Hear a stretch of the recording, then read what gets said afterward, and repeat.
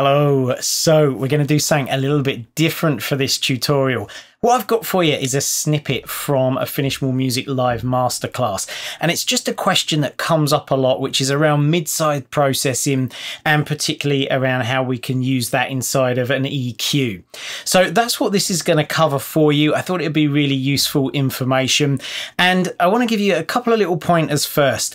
Number one, I've gone for a really kind of short, punchy explanation. As you know, I'm big on the 80-20, give you 20% of the knowledge that gets you 80% of the results. You can get cracking and get practicing. So there are sort of deeper, more detailed layers that we could go into, but this is going to give you that info that you need to get going.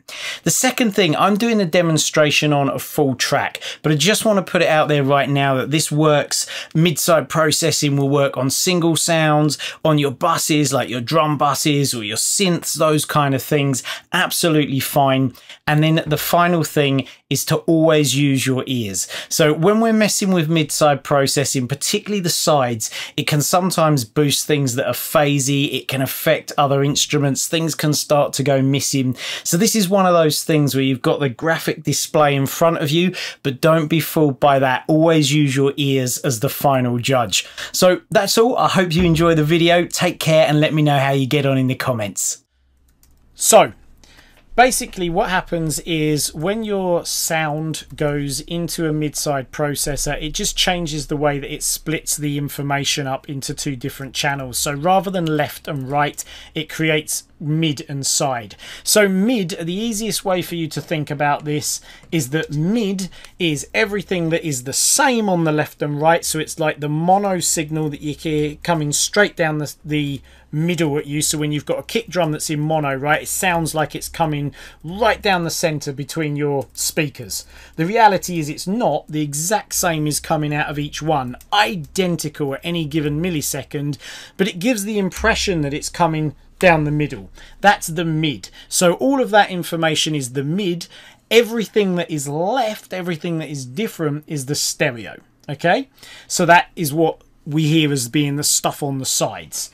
And so when we process that, it sounds a bit like this. So here is this track. Let me just get everything set up so we can hear it. So at the moment we're hearing the left and right, so before it's gone through any of this matrix.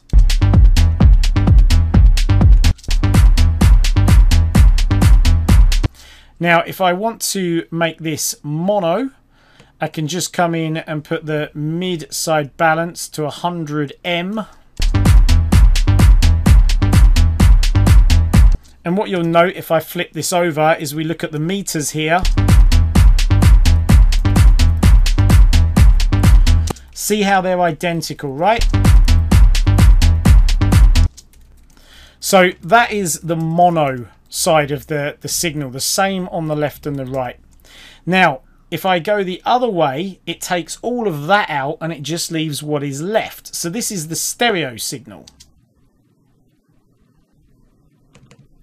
And this is what I said, there's a lot in here, right? There's even a lot of bass in this track. And so what we can do is we can enhance the sides, or we can take out the middle. We can do whatever we want. And a classic example of something that we tend to do in tracks, and they haven't done in this one, but it will be a good example for us to try and experiment, is one thing that we often see that works really well is that if we go into mid-side mode and we turn this to sides, we can take out any side information in the low end and just leave the powerful middle sound that's coming straight down at us. So if I come in here and I make this a really hard cut, this is going to take all of the side info out from the low end.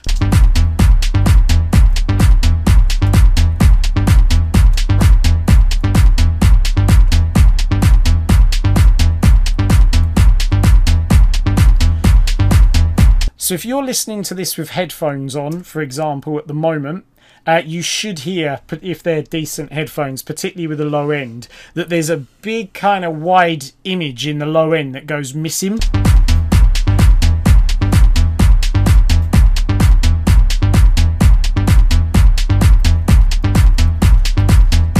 And the low end now starts to sound a lot more precise. Now, it doesn't sound like this big techno, mad, all-consuming low end that they've gone for, but it does sound very precise, which a lot of people prefer. So a lot of people will use a mid-side EQ.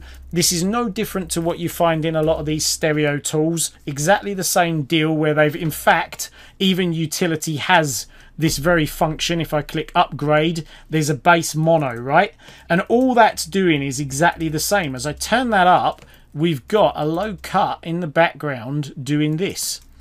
And all it's doing, it says make the bass mono. It's taking out the stereo sound below a certain frequency.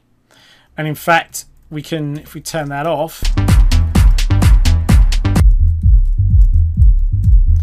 it's this signal that is being made mono.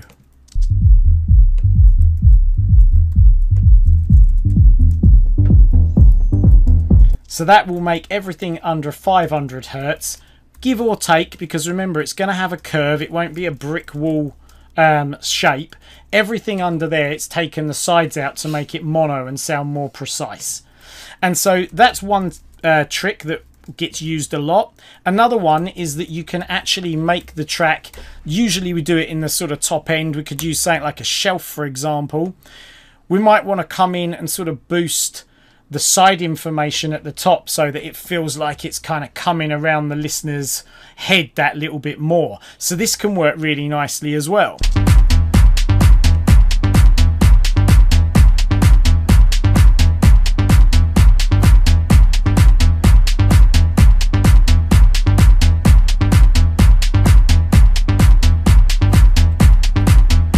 And that's only the side information that is getting boosted. It's not the same as me doing this.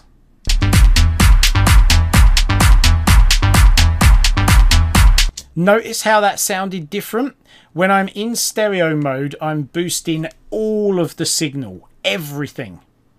But when I'm in mid-side mode, it's split it out. And once it's finished doing its work, it puts it back into normal left-right stereo as it comes out of the output, and we can deal with the signal normally with any other processor afterwards. Okay, and so they are the sort of things that you can do with this, and that's sort of the power of it, if you like. They're probably the two most common things: making sure the low end is mono so it sounds more precise, and boosting the sides. I'm going obviously mental extreme, but boosting the sides so that it enhances the stereo presence of the track that you're listening to.